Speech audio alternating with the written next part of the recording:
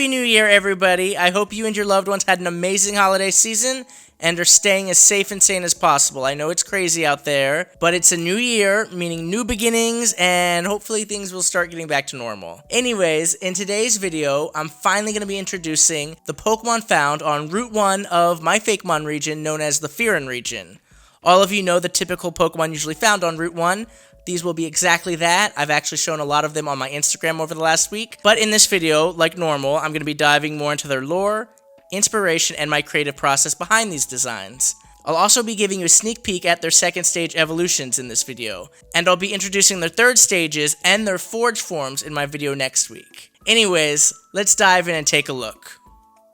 First up, we have the region's Rattata. By that, I mean Route 1 rodent, known as Lemini. These small Pokemon roll around their frigid terrain in order to generate enough heat to keep warm in below zero temperatures. Like all Route 1 rodents, Lemini is a normal type Pokemon, based on the adorable lemmings found in or near the Arctic in tundra settings such as Norway. While the actual locations of the Fyrún region are mostly inspired by Iceland, since the wildlife is rather limited, I decided to take inspiration from other Norse countries such as Norway, Denmark, Finland, and Sweden as well. I think a lot of people forget that even the canon Pokemon regions aren't 100% accurate to the real-world places they're inspired by. For example, you have koalas in Hawaii, you have kangaroos in Japan, penguins in England, and most importantly, plenty of regions such as the Galar region inspired by England take inspiration from neighboring countries and other cultures with designs like Berserker, Runerigus. So I'm not sure why so many people hold Fakemon regions to a higher standard than actual Pokemon regions, but a lot of people seem to forget these are supposed to be fictional places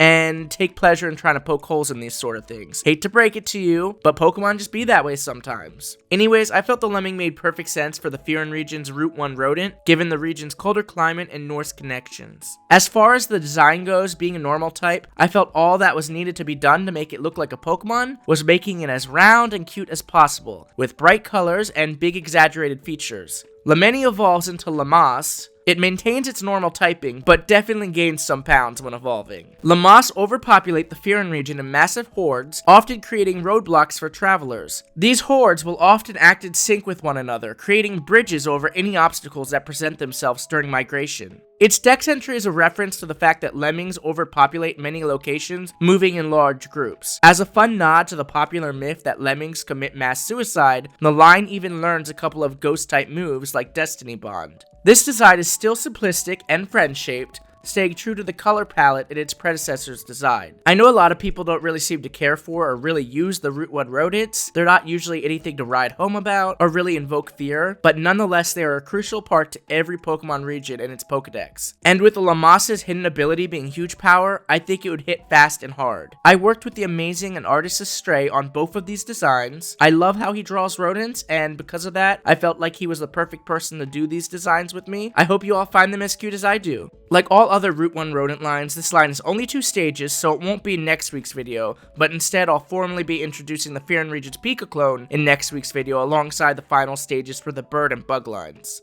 Next up, we have the region's bird Pokemon, Arcturn, following the more recent trend set in the Galar region being a pure flying type, but it does learn a variety of ice-type moves and will officially gain the ice typing after evolving. Able to withstand the cold Arctic winds, Arcturn travel in flocks across the Fyrún region in search of a cold place to nest until they are ready to evolve. This cute little bird is based on the Arctic tern, found in Iceland and many other Arctic areas. That's also where its name comes from. Bird Pokemon are hard to design as you don't want it to look like a regular bird, so it took me and artist Pokejamon several tries to get this design just right. I couldn't be more pleased with the final result. This design was actually heavily inspired by Fletchling, but with cooler colors more akin to those of the Arctic tern. Arcturn evolves into Cryo, and as I already stated, it gains the ice typing after evolving. This is represented with some actual ice being incorporated into its design, which will be featured even more prominently in its final stage design.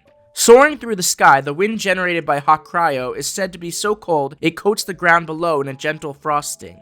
Its name is inspired by hawk, as its design is now based on the hawks found in Iceland, and the word cryo, meaning extreme cold. You'll be able to see its final stage evolution and its forge form in my video next week, as well as posted on my Instagram in the weeks to come, with all the extra info such as the stats, movesets, and hidden abilities you'll normally find on my Instagram account. You'll even be able to see their shinies there as well.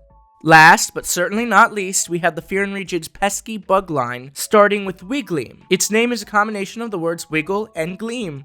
A literal diamond in the rough, its small body is coated in rare minerals that offer it protection from hungry Arcturn. Iceland itself actually doesn't have a lot of bugs, but Wiggly's final stage is based on one of the few insects actually found in the country, known as the diamond-backed moth. Hence the gems found in its design and future rock typing. Wiggly itself takes inspiration from the beautiful jeweled caterpillar and its pink coloring. I once again worked with the incredible Pokémon on this line, and Wiggly, like Arcturn, took a lot of trial and error to get the design just right. Wiggly evolves into Chrysalis, a play on the words crystal and chrysalis, as in a cocoon, as most regions' bug Pokemon are some sort of cocoon in their second stage. Chrysalis are protected by a beautiful and rock-hard cocoon coated in jewels. They are said to undergo a miraculous metamorphosis into a truly exquisite Pokemon. Chrysalis gains the rock typing along with more gems as it evolves. Once again, I know these second stage bug lines aren't ever anything to really get excited for, but they are crucial to every Pokedex, and I promise its final stage Dimoth, which will be introduced in my video next week along with its Forge form, will not disappoint. I cannot wait for you guys to see these final stages. They are some of my favorites of the region.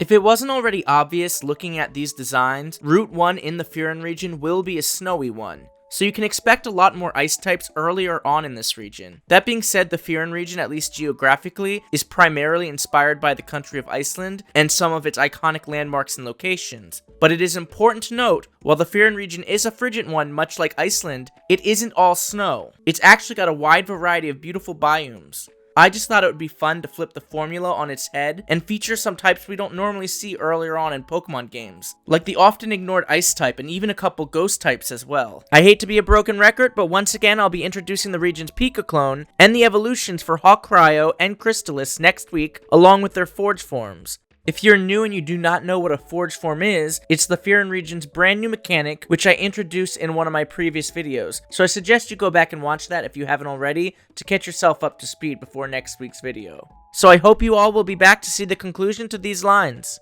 And if you want to get the full Fyrún experience, please make sure to follow me on my Instagram account at Michaelmon_regions as well to see the stats, movesets, hidden abilities, sprites, and the shinies for all of the Fyrún Pokemon that I've shown so far and all the others to come in the future. Okay, you guys watch enough YouTube videos, I'm sure you know the drill by now. If you enjoyed the video, please make sure to hit the like button, hit the notification bell, and most importantly, please subscribe to my channel for more content. There's so much more to explore in the Fyrún region, and I look forward to going on this journey with you guys.